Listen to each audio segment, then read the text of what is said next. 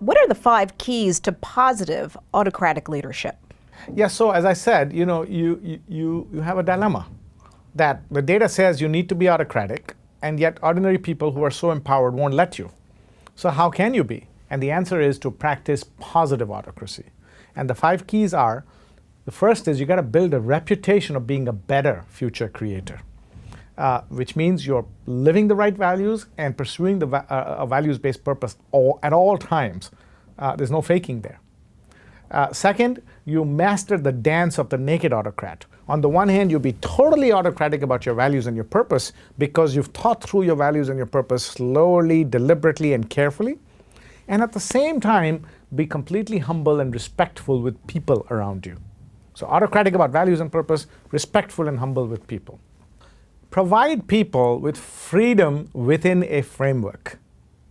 So instead of burdening people with rules and policies, ask them to live a set of values. The company values, if people live the values, that ought to be okay. Where do rules come from? They come from values in the first place.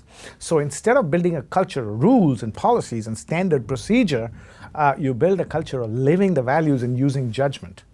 When Dr. Dow was dragged physically in a bloodied condition from the aircraft, what we heard was that employees were just following standard procedure.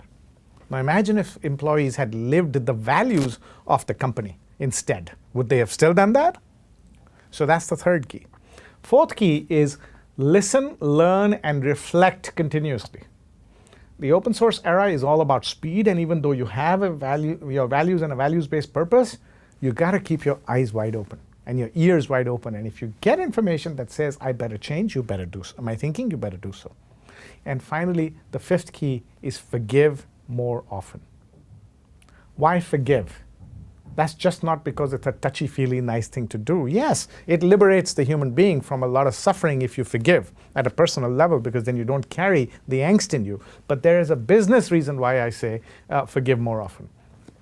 Today, your company needs frequent and quick and innovation again and again.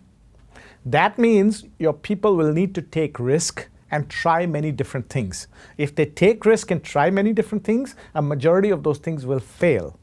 Is failure accepted in your company? Are you willing to forgive failure? If you forgive failure, you will get innovation. 2 out of those 10 things will be great.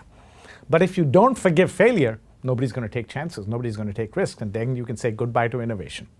So those are the 5 keys, and you have to practice them in today's day and age.